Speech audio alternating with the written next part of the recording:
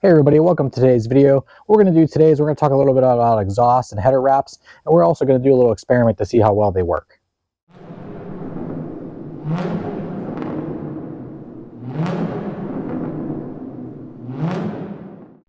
Alright, so what I have here is a downpipe that I just finished making for the Ford Ranger that you see in a lot of other videos on the channel here. And what I plan to do is I plan to put some header wrap on this to protect a couple components that this passes by as it goes down through the engine bay. And that kind of got me thinking, is it worth doing it or not? So what we're going to do today, like I said, is we're going to go ahead and do a little experiment here to see how well that header wrap actually works. So what I have set up here is the downpipe here on the bench. I have a heat gun and I have a laser thermometer. And what I'm going to do is I'm going to run the heat gun through the exhaust here. And we have a couple arbitrary points that I've marked here in red. And I'm going to check these points probably every 30 seconds until the temperature stabilizes to see how hot this pipe actually gets. And then after that, I'm going to go ahead and apply the wrap and do the same thing again. At the end of the video, I'll have a couple plots prepared that we'll go ahead and compare those results and see what we get. So now I'm going to go ahead and put the heat gun in there and start it. And like I said, I'm going to take readings every 30 seconds as long as I need to until the temperature stabilizes.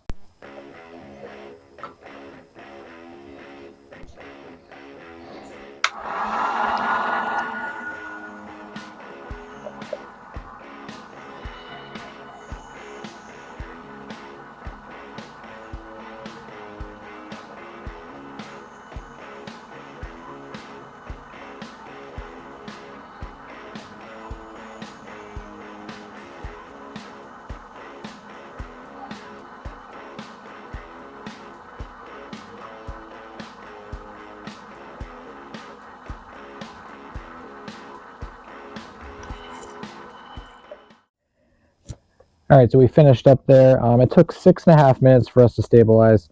Our highest temperature reading on point number 2 there is 324 degrees Fahrenheit. Alright, so what we're going to do now is go ahead and let this cool down to room temperature, apply the wrap, and then repeat that process.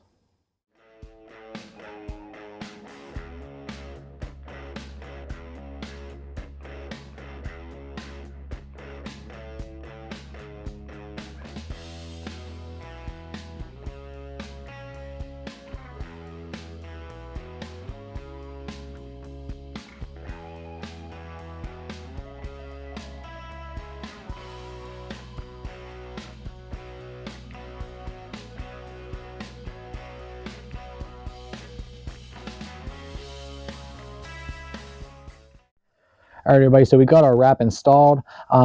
Before we go ahead and take temperature readings, what I need to do is dry this out. And the reason for that is because when you install this fiberglass wrap, you have to have it wet.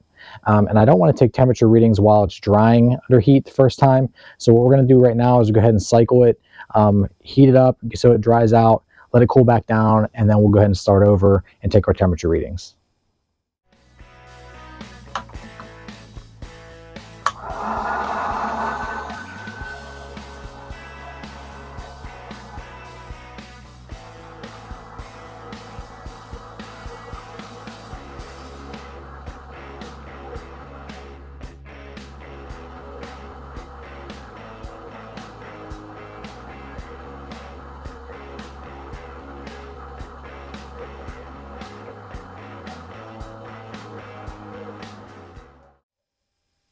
All right, everybody, I got the wrap dried out, and I've also marked our locations for the temperature readings again.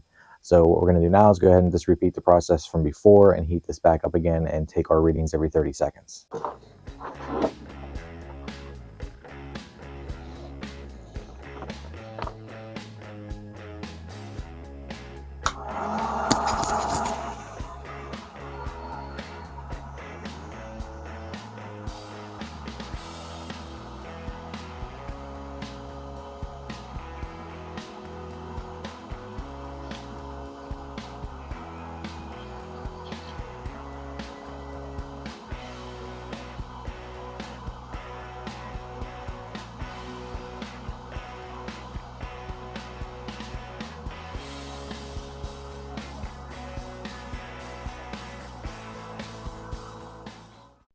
All right, so we finished taking our temperature readings, and I went ahead and plotted all that data.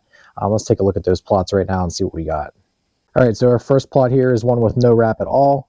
The points here are marked point 1 and point 2. Point 1 was the one that was closest to the heat source, and then point 2 was a little bit further down the pipe. And that'll be the case for all of these plots that we look at here.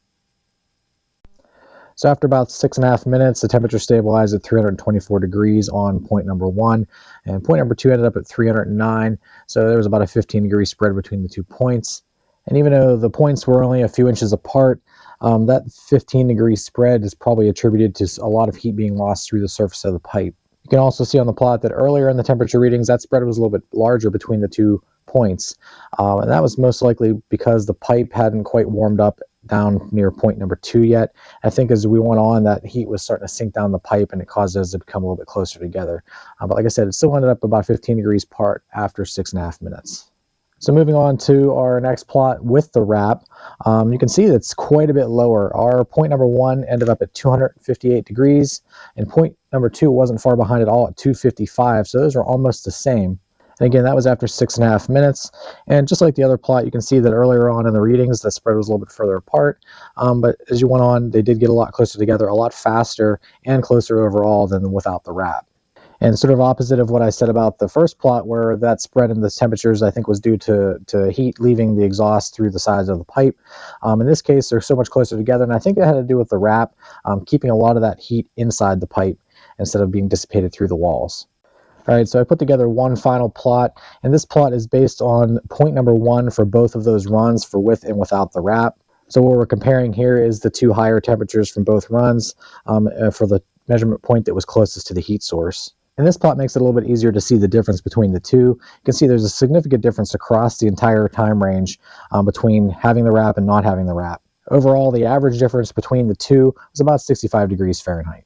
I think that's a pretty significant number. That's a lot of heat that's not getting to the components that are outside near the exhaust, or your body if you're on a motorcycle or something like that where the pipes are near your legs. So overall, I think the wrap is a pretty good improvement over nothing at all.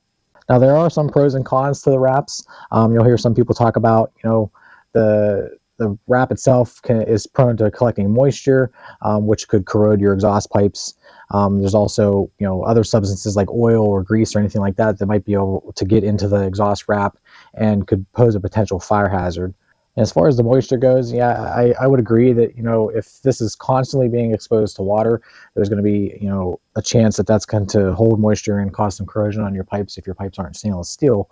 But I think overall, for the most part, most of these exhausts in people's cars are going to be in places where they're not going to see a lot of moisture, up in the engine bay, on headers, or downpipe in this case here. So I don't really foresee the moisture being an issue for the most part. As far as the oil and grease are concerned, I agree with that. I do think it's important, with or without a wrap, to make sure that your vehicle is not leaking oil or grease or any other burnable substances onto your exhaust.